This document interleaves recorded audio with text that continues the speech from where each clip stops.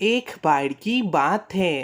काला कौवा शहर से पढ़ लिख कर वापस आया होता है और सभी पक्षी बहुत खुश होते हैं और सब उसका स्वागत करते हैं। कौवे भाई, हमें बहुत खुशी हो रही है कि अब हमारे जंगल में भी कोई पढ़ा लिखा है। हाँ, पहले सब हमें जाहिल बोलकर बेवकूफ़ बनाते थे, मगर अब कौवे भाई के होने से हमें कोई भी बेवकूफ़ नहीं बनाएगा। तुम सब कितने सीरियस लग रहे हो। मेरी पढ़ाई पूरी हो गई, ये कितनी भी बड़ी बात नहीं है। तुम सब भी ना। नहीं कौवे भाई, आपने अपनी पढ़ाई पूरी कर ली, ये बहुत बड़ी बात है हमारे लिए।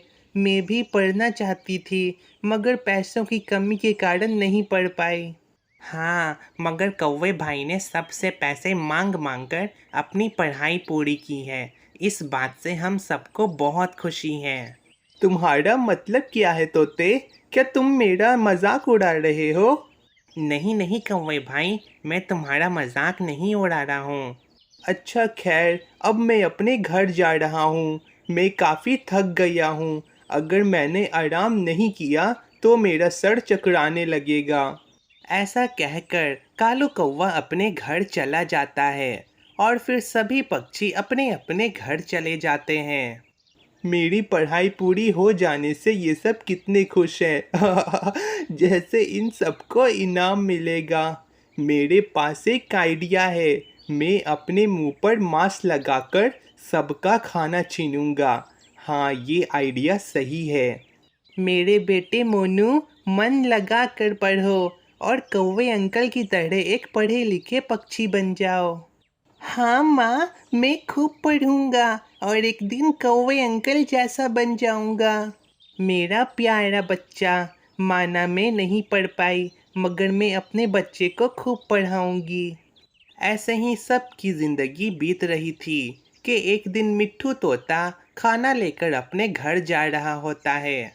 ला ला ला ला ला, हे, आज मुझे एक टमाटर मिल गया। मैं ये टमाटर घर जाकर आराम से खाऊंगा। ला ला ला ला ला।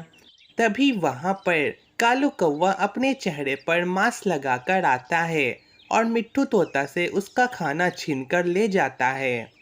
अरे हाय, मैं तो लुट गया। मेरा खाना किसी ने चुरा लिया। हाय, कितना बेवकूफ़ तोता है। गाना गाकर घर जा रहा था, उससे खाना छीनना मतलब बच्चे से उसकी टॉफ़ी छीनना। आए हाय, मैं लुट गया। मेरा खाना उसने छीन लिया। क्या हुआ तोते भाई, आप क्यों रो रहे हैं? क्या बात है? अब मैं तुम्हें क्या बताऊं टूनी। मैं टमाटर लेकर घर जा रहा था, तभी कोई आया अपने चेहरे पर मास्क लगाकर और मेरा खाना छीनकर ले गया। क्या हमारे जंगल में भी अब डाकू आ गए? आप फिक्र ना करें तोते भाई, आप मेरा खाना ले लें। तुम्हारा शुक्रिया टूनी। दोनों ऐसे ही बातें करते हैं कि तभी वहाँ पर रोते हुए भोलू चिड़िया आता है।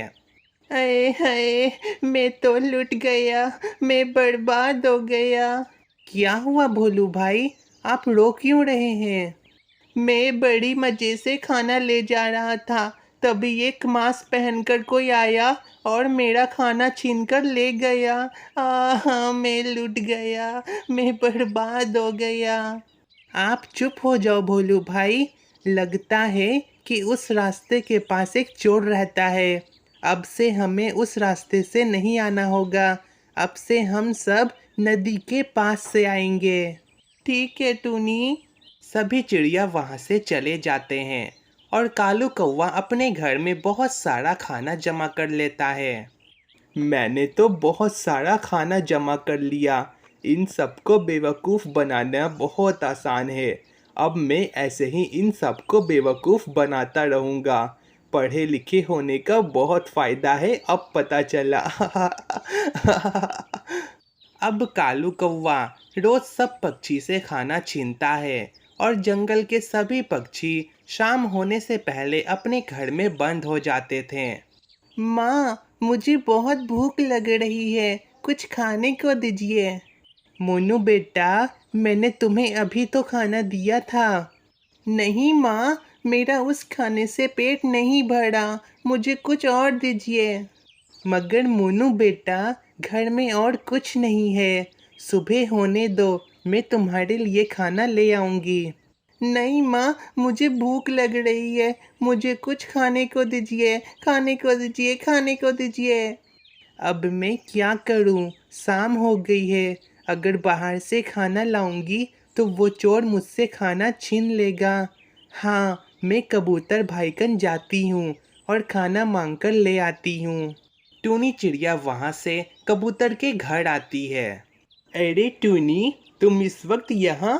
तुम्हें पता है ना, शाम होते वो चोर घूमने लगता है। हाँ कबूतर भाई, मुझे पता है, मगर मैं मजबूर हूँ। मेरे बेटे को भूख लगी है और घर में खाने को कुछ नहीं था। अच्छा रुको, मैं तुम्हें अभी कुछ खाने को देता हूँ, मगर हाँ, खाने को ध्यान से ले जाना, कहीं वो चोर चुरा न ले। ठीक है कबूतर भैया। टूनी खाना लेकर अपने घर ले जाती है कि कौवा उसे देख लेता है। अरे, ये टूनी रात को खाना लेकर कहाँ जा रही है? क्या इससे मेरा डर नहीं है?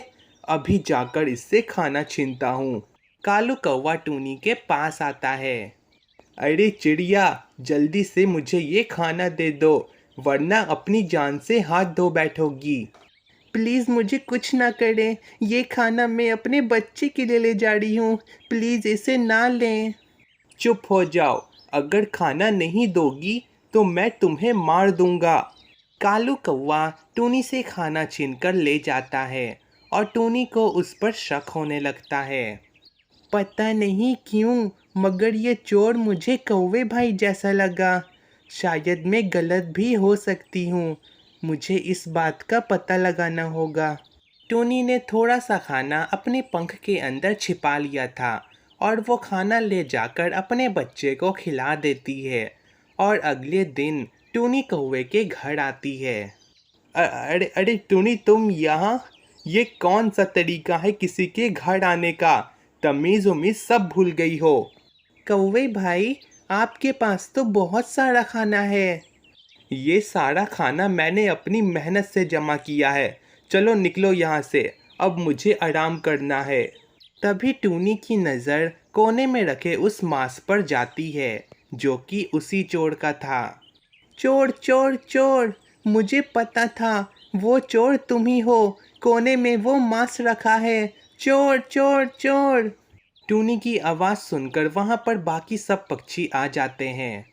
अरे क्या हुआ टूनी, तुम चिल्ला क्यों रही थी? भोलू भाई, वो देखिए, कोने में वो चोर का मांस रखा है, वो चोर और कोई नहीं बल्कि कौवे भाई हैं। मुझे माफ़ कर दो, प्लीज़ मुझे माफ़ कर दो, मैं आइंदा ऐसा कभी नहीं करूँगा।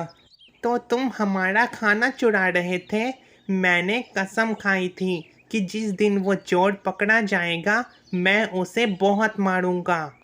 प्लीज़ मुझे माफ़ कर दो, मुझे लगा तुम सब जाहिल हो, तुम सबको पता नहीं चलेगा। माना कि हम सब किताबी भाषा नहीं जानते हैं, मगर इसका मतलब ये नहीं कि तुम हम सबको लूटोगे।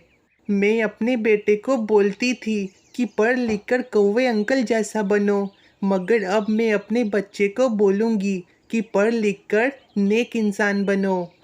मुझे बहुत गुस्सा आ रहा है, तुम्हारी वजह से मैं 2 दिन तक भूखा रहा था। सभी पक्षी बहुत गुस्से में होते हैं और वो सब पक्षी कौवे को एक पेड़ से बांधकर खूब मारते हैं। तुम्हारी सज़ा यही है, अब तुम फिर चोरी करने से पहले 100 बार सोचोगे। सभी पक्षी कौवे को खूब मारते हैं और फिर सब पक्षी कौवे को जंगल से निकाल देते हैं। और यहाँ पर हमारी ये कहानी ख़त्म होती है।